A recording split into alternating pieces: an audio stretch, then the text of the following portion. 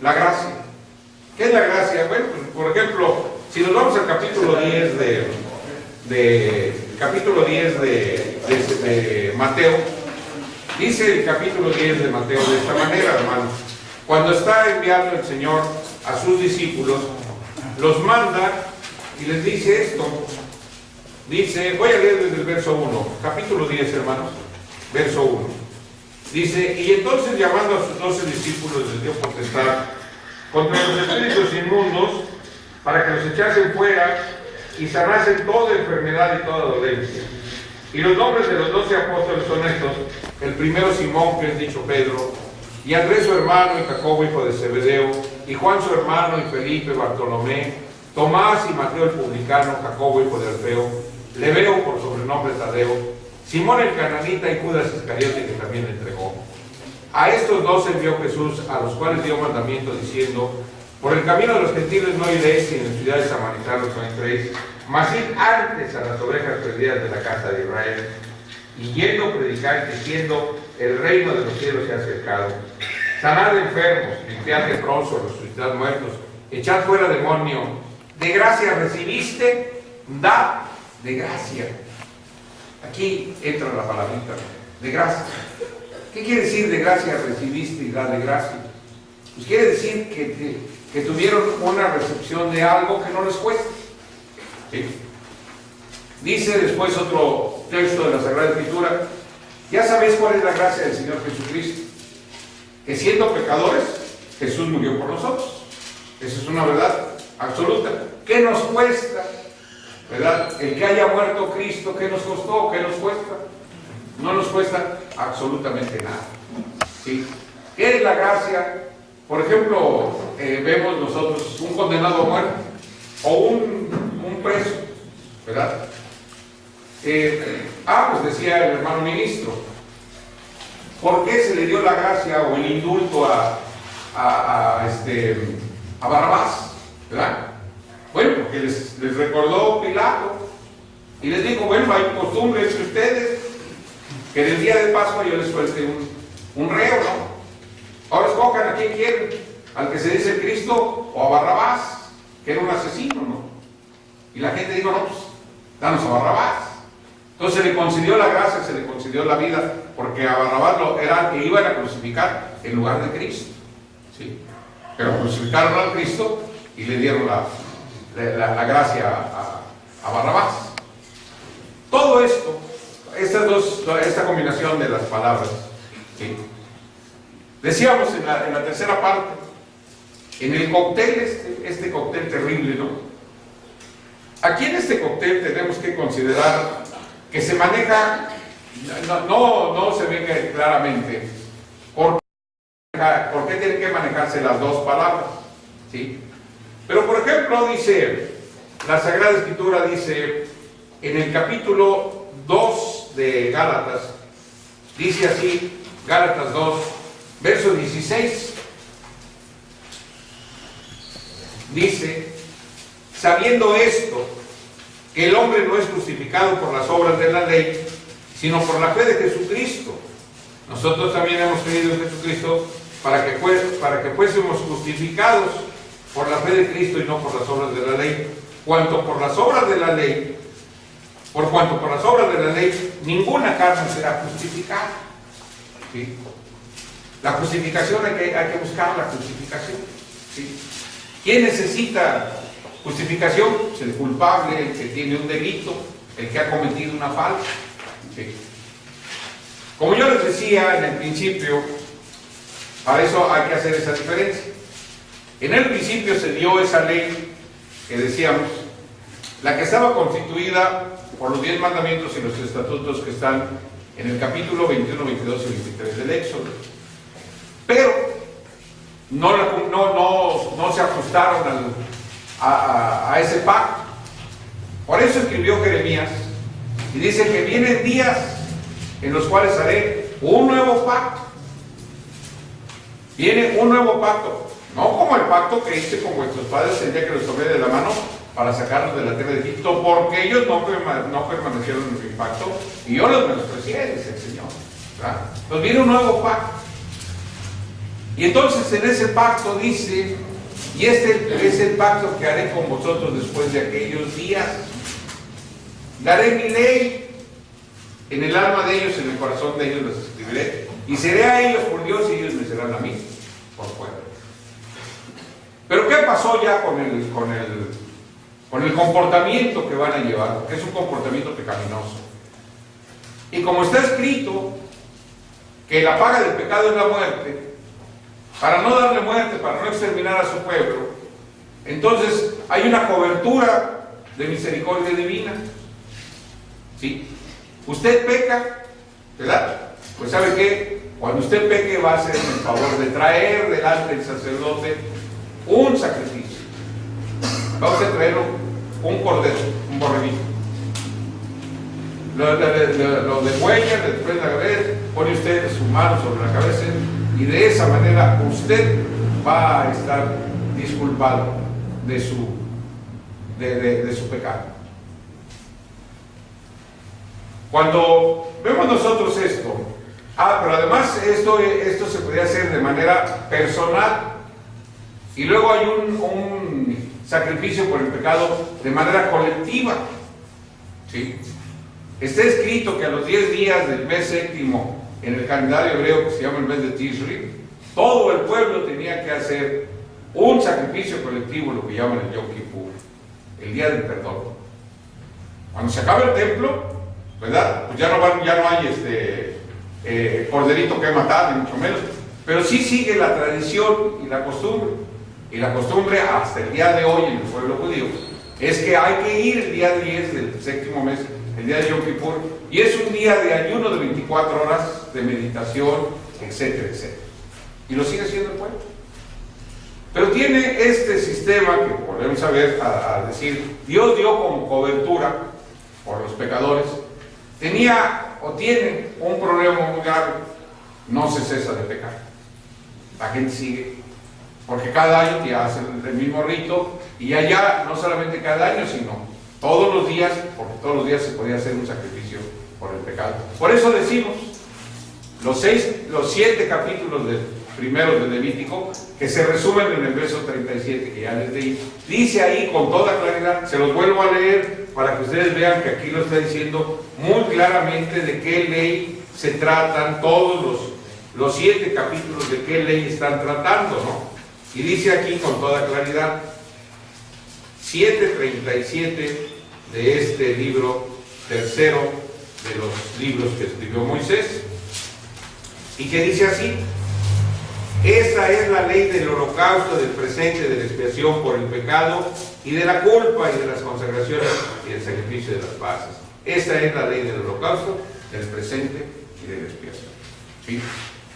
Entonces, esta era la forma como vivía el pueblo. ¿Sí? Como ya se los expuse en el otro tema que tratamos, en el de Jesús de Nazaret, los judíos y los gentiles.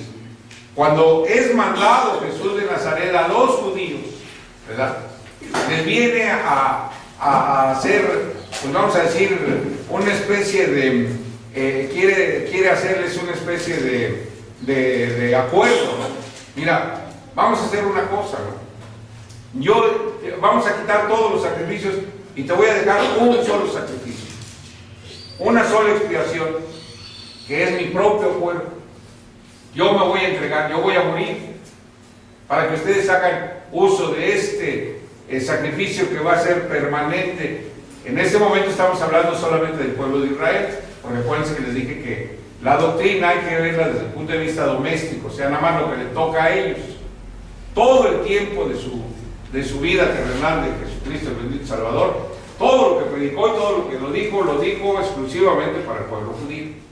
No, a los mismos aquí donde les leí en el 10 de Mateo dice: no me vayan a entrar ni a ciudades samaritanos ni con gente, nada, y darles a las ovejas perdidas de la casa de Israel. Lo primero era hablarle, lo primero era que conociera la casa de Israel qué es lo que este Cristo representaba para ellos y qué representaba para ellos un nuevo sacrificio. Yo, con todo respeto para la comunidad judía, digo que la doctrina cristiana es superior a la doctrina judía. Y no porque la doctrina judía esté mal, porque la doctrina judía está basada en un principio de Dios, que es la observancia de sus mandamientos y de los derechos. Pero el problema no es Dios, son ellos. Porque como no los cumplieron, tuvieron que introducirse, ¿verdad?, las leyes expiatorias, los sacrificios por la expiación. ¿Sí? Entonces, esos son los elementos que están dentro de esta situación. Lo que es, aquí no podríamos llamarle la ley y la gracia, sino dos tipos de leyes. Una ley de santificación, que se encuentra descrita en el libro de la Alianza, y una ley de justificación, que se encuentra descrita dentro de los sacrificios expiatorios. Son dos leyes completamente diferentes. Una que santifica y otra que justifica al pecador. ¿Sí? Allá en aquel tiempo, en el tiempo del pueblo de Israel y del sacerdocio arónico, así se consideró, así está escrito y así lo vemos con toda claridad.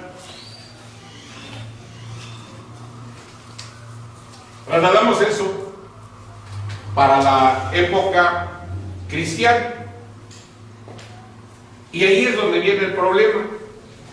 Lo que decía el hermano ministro, el problema de semántica, de interpretación. ¿Cómo está escrito? ¿Cómo lo entendieron? ¿Verdad? Y ver si realmente es así o no es así. Dice la Sagrada Escritura otra vez, me regreso al capítulo 2 de Gálatas, que ya les había yo leído, y dice así, 2 de Gálatas.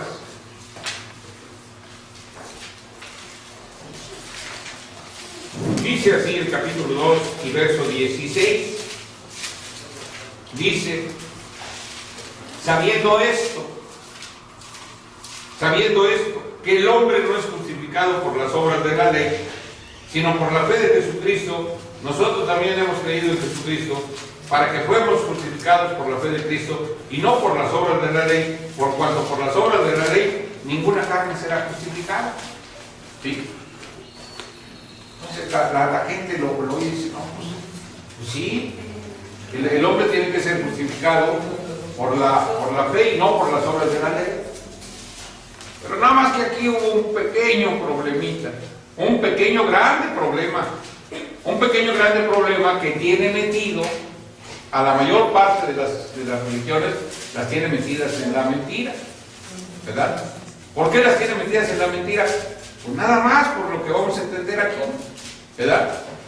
Porque, como ya les había yo dicho, hermanos, estamos en el cóctel de la alegría, que ahorita vamos a ver por qué se llama el cóctel de la alegría, ¿no? Entonces, aquí dice claramente, y no quiere decir que esto sea una mentira, ni mucho menos. Esto es cierto.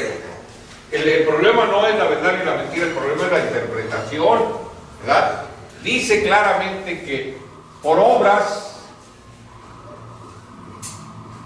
de la ley, nadie se salva, sino que la salvación viene por la fe de Jesucristo. ¿Sí? Nadie es salvo por obras. El problema, la pregunta está en saber, oiga, ¿y qué son las obras de la ley? No, pues la ley. Es más, ¿sabe qué? Mire, lea este texto. A mí alguien me lo podría decir así como diciendo, no sea usted tonto, está usted ciego, ¿qué le pasa? Mire lo que dice aquí, 10:14 de Romanos. Los espero hasta que encuentren ustedes la cita.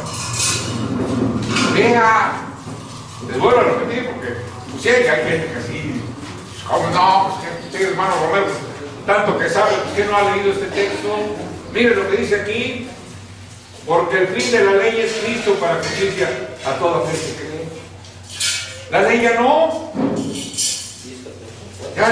Usted está mal, hermano.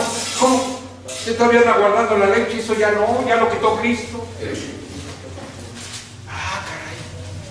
Entonces ya quitó la ley. Sí, ya eso ya no. Ahora por gracia somos salvos. ¿Y cómo entiende usted la gracia? Fácil. Para eso vino Cristo y murió por nosotros los pecadores, para que fuéramos libres del pecado. Ahí usted entiende que ser libres del pecado quiere decir que ya cualquier pecado que usted tenga ya no tiene valor, ya no. Pues no, porque si yo peco, ¿verdad? Viene mi Señor y agarra así mi pecado, así yo oí alguna vez a algún predicador, mire, agarra mi pecado así, se lo echa, haga de cuenta que trae un costal acá atrás, se echa mi pecado y yo me levanto limpio. A ver qué bonito, ¿verdad? No, si está re bonito esto. Y luego, pues viene, entonces ustedes oigan los cantos. Libres, somos libres, salvos, nuestro Señor ya, aleluya, Cristo. No, hombre, hermanos, pero y entonces se vuelve una alegría entre la gente y aplauden y cantan y bailan y están alegres, pues si ya son salvos. Ah, caray. ¿Sabe qué, hermano? Permítame decirle que pues como que no lo veo así tan fácil. No, yo no lo veo así tan fácil. Porque, ¿quién le dijo a usted que las obras de la ley es la observancia de la ley? No, mire. Lo primero que tenemos que ver es a ese Cristo. Esta parte se las leía a ustedes la vez pasada en otra conferencia, ¿no? Dice la Sagrada Escritura, como ya lo vimos, que Jesucristo al primero que vino fue a los judíos. Si leen ustedes el capítulo 8 del Evangelio de Juan, desde el verso 31, les dice claramente el Señor a los judíos, dice, ¿saben qué? Ustedes son ciegos. Y aquellos se enojan. No, ¿cómo? Nosotros somos hijos de Abraham y nunca le servimos a nadie. Y les dice mi Señor, dice, ¿saben qué? Todo aquel que le sirve al pecado es siervo del pecado. Lo primero que necesitamos también entender, aparte de lo que quiere decir la ley y la gracia, ¿qué es el pecado? ¿Verdad? ¿Qué es el pecado? ¿Verdad? Dice la primera de Juan, capítulo 3, hermanos míos, y lo dice con toda claridad, ¿qué es el pecado? Dice así, hermanos míos, capítulo 3 de la primera de Juan y verso 4, dice así, primera de Juan 3, 4, cualquiera que hace pecado traspasa también la ley, pues el pecado es la transgresión de la ley. ¿Verdad? Ahora, pero ¿cómo? Si la ley ya la quitaron, ¿cómo el transgresor de la ley es pecador? Si ya la ley ya no existe. Cuando les di la otra conferencia, les hablé del Concilio Vaticano II. ¿Sí? El Concilio Vaticano II, acabo de escribir otro pequeño cuadernito, donde yo digo que Juan Pablo II pudo haber sido un gigante de la Reforma Católica y le pudo haber dado a la doctrina de la Iglesia Católica un levantón, pero así de mucha altura, ¿sí? Pero fue cobarde y entonces en lugar de gigante se quedó engañonando. ¿Por qué?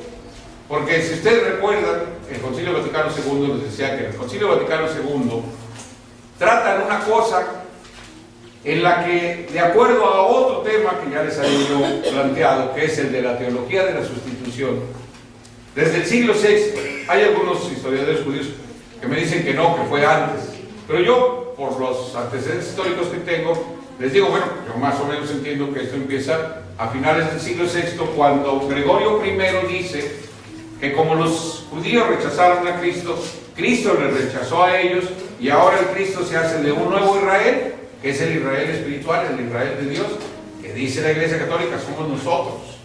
Y entonces nosotros, por esa razón de que ahora somos el verdadero Israel de Dios, tenemos derecho al usufructo de la tierra prometida. Por eso hicieron las cruzadas. Tenemos derecho a opinar sobre doctrina. Tenemos derecho a todo lo que somos en los elegidos, somos etcétera, etcétera. Esto empieza desde el siglo VI. Y desde antes y para adelante hasta nuestros días, entonces resulta de que la Iglesia Católica, hasta el Concilio Vaticano II, ¿verdad?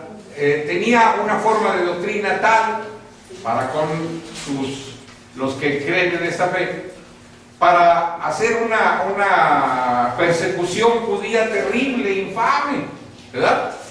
El Santo Oficio, muchos predicadores, muchas muertes. Al judío lo acusaban de todo. Cualquier cosa que pasaba, que por ejemplo había una mortandad por alguna enfermedad, no, son estos, pues qué casualidad que a ellos no les pasa nada. Mira, entonces resulta de que ya cuando hace un estudio, cuando sabe uno que los animales son transmisores de muchas enfermedades, ¿verdad? Y que muchas de esas enfermedades no están dentro del pueblo de Israel porque la dieta, a causa de la ley de Dios, la dieta de ellos se abstienen de muchas cosas que no se pueden comer, de acuerdo a lo que Dios determinó. Y como nosotros sí comían eso que son los vectores, ¿verdad? Pues la enfermedad iba con ellos y cantidad, millares y a veces hasta millones se morían. Y como veían que el judío no se moría, dicen, no, pues estos se envenenan de agua, y a matar, pero hasta los que todavía no habían nacido, ¿no? Entonces, cuando viene el Concilio Vaticano II, ¿verdad? Resulta de que dicen que no, que siempre no, que no es cierto, que el pueblo de Israel sigue siendo el pueblo escogido, sigue siendo el pueblo amado, y que son detentores del antiguo pacto, y que la Iglesia Católica ahora es la detentora del nuevo pacto, y que los dos pueblos, Iglesia e Israel, van a ir así paralelamente hasta el fin de los días, para que al final entre la Iglesia Católica y el pueblo de Israel hagan el verdadero pueblo de Dios, ¿sí? Claro, aquí ya por lo menos ya hay algo que... Y luego sacan otra cosa que es muy interesante, el perfil de Cristo, ¿sí? No, es que Cristo siempre estuvo pendiente del desarrollo doctrinal y social y moral del pueblo de Israel. No se puede descartar, no se puede hablar de un Cristo que no sea 100% judío. Y nos dieron las bases para ver a este Cristo judío, porque dice, nació de una joven judía, fue circuncidado el 8º día, presentado a los 40 días de nacido. El niño, como dice la Escritura, crecía y se henchía de la sabiduría de Dios, y cuando tenía 12 años ya era un pequeño rabí, ¿sí? Decía el hermano ministro que la costumbre de él era precisamente las preguntas y las respuestas, ¿no? Les preguntaban los rabinos y les respondían. Y así fue creciendo hasta la edad de 30 años en que aparece en el Jordán y es bautizado por Juan. Y desde ahí empieza, luego dice que va a la tentación y luego regresa a Nazaret, entra a la sinagoga y le dan el libro de Isaías y abre ahí donde está escrito: el Espíritu de Dios sobre mí, por cuanto me ha ungido para dar las buenas nuevas. Y empieza él a predicar y empieza él a enseñar una enseñanza maravillosa que el mundo no entiende, ¿verdad? Es la que le dijo a Nicodemo, ¿verdad? Porque le pregunta a Nicodemo: oye, yo sé que tú has venido de Dios, porque si no hubieras venido de Dios no harías todas las cosas que tú haces. Y por toda respuesta le dice mi Señor, dice: ¿sabes qué? Te voy a decir una cosa: si no nacieres otra vez, no vas a ver el reino de los cielos. ¿Pero cómo? ¿Puede el hombre, estando viejo, volver a entrar al vientre de su madre y nacer? No, el que no naciere del agua y del Espíritu. Lo que es nacido de la carne, carne es. Y entonces ahí hay otro análisis que hacer. A ver, ¿quién es carnal y quién es espiritual? ¿Verdad? Es interesantísimo, ¿sí? Y para informe de ustedes, dice el 8 de Romanos, verso 5. Dice que los que son de la carne se ocupan de las cosas que son de la carne y que están condenados a muerte. Pero los que son del Espíritu se dedican a las cosas que son del Espíritu y tienen vida, ¿sí? Porque el hombre carnal no se sujeta a la ley de Dios ni tampoco puede. Oiga, señor Lutero, pero si usted nos enseñó que la ley ya no, ¿cómo está aquí Pablo? ¿Quién entiende esto? ¿Cómo que no se sujete uno a la ley de Dios y que el espiritual tiene que sujetarse a la ley de Dios? Si usted ya nos dijo que la ley no. Ay, Dios. ¿Sí? Pues aquí lo dice con toda claridad. ¿Sí? Entonces, pero ya la situación, la que estamos hablando de la ley y la gracia, de acuerdo a como como la impartieron aquellos que lo hicieron, ¿verdad? Bueno, pues mira, tú no te preocupes, ¿verdad? Mira, tú tienes que aceptar que eres pecador. Sí, sí, yo soy pecador, ¿verdad? Y tú tienes que aceptar que a causa del pecado estás condenado a muerte. Bueno, pues sí, por pecado estoy condenado. Pero acepta a Cristo como tu Señor y Salvador y ya con eso ya estás salvo. No, pues ¿cómo no? Así de fácil, sí, así de fácil. Ya lo acepto, pues es mi Señor y mi Salvador. Ya no te preocupes, ya aceptas a Cristo como tu Señor y Salvador, pues ya eres salvo. ¿Sí? ¿Y qué? Y lo que haga después de esto, ¿qué? Ah, tú no te preocupes. Cualquier pecado, cualquier cosa que hagas después, pues eso no hay problema. ¿Verdad? Como ya lo decía hace un momento. Viene Cristo, mira su pecado acá, y tú te levantas limpio. ¿Sí? Esa es la forma de doctrina que tiene la mayor parte de las iglesias evangélicas. La que más lo difunde, la que más tiene éxito. En donde cualquiera, inclusive, no se necesita un hombre letrado como yo, ni conocedor de la Biblia, nada. Hasta un señor que no sepa leer ni escribir. Se para aquí y les habla de esto, de este cóctel de la alegría. Hermanos, ustedes ya están salvos, ustedes ya aceptaron a Cristo. Aleluya, hermanos, y a cantar, y las canciones esas que les digo, y todos así en una alegría, una borrachera espiritual que se pone peor, sabrosa y bonita, y los vemos ahí, y son a veces congregaciones que reúnen miles de gentes, hermanos. No se diga los de la luz del mundo que tienen esa forma. Los de la luz del mundo cada agosto se reúnen en Guadalajara. En ese año que pasó, nada más se llevaron los dirigentes. Hay un dirigente, me parece que se llama, el primero creo que se llamaba Don Joaquín, y ahora que es Samuel. Joaquín, el dirigente. Pues nada más en este año pasado, se ganó 1,000 millones de pesos. Cuando los acusaron a él, lo acusaron, igual que algunos sacerdotes católicos de pederastía y de todas esas cosas, pues salió en la televisión, rápido apagó conciencias, y el dinero por aquí, por allá. Ya nadie se acuerda de que hay una ¿cómo se llama? Acusación entre las autoridades de Jalisco de todas las cosas que han hecho. Pero esa es la...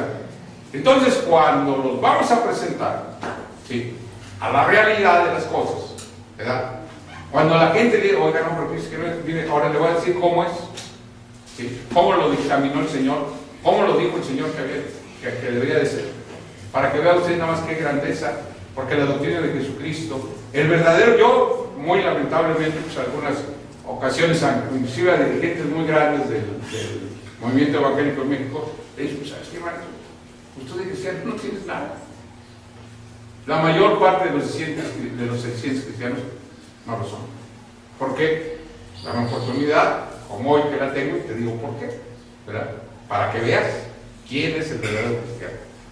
Pero esto, después del cóctel de la alegría, es lo que a continuación vamos a ver. Vamos a analizar cuál es esa verdad doctrinal, ¿verdad? Pero antes, como ya habíamos hablado, pues hay entre lo que voy a hablar y lo que viene, un pequeño receso para que ustedes tomen también. ¿Continúo? Porque creo que todavía no ha llegado lo que se les iba a servir, ¿no? Entonces vamos a continuar. Pero hasta aquí, de todas maneras, hago un paréntesis para que ustedes, sobre esto que les acabo de hablar, me den ustedes las preguntas que quieran ustedes hacer. Y yo después concluyo con la verdad doctrinal. Yo una pregunta. Usted conoce. Un tema porque, por ejemplo, si se acuerda de la reunión que tenían Calvino, Lutero, y había varias personas que estaban incluso en institución, que estaban Miguel Servet. Sí. A ese Miguel Servet fue un hombre que tenía mucha controversia contra el grupo. Creo que finalmente hasta lo quemaron. Sí, lo quemaron, no, sí. Así lo quemaron. Sí. Entonces, el problema era, yo hasta lo que he leído, ya no lo encontré más de lo que yo le seguí buscando en una ocasión, y me hablaba que no estaba de acuerdo algo con la Trinidad. Bueno, eso de la... Y ese era el disgusto con Calvino. Sí. Que fue el que lo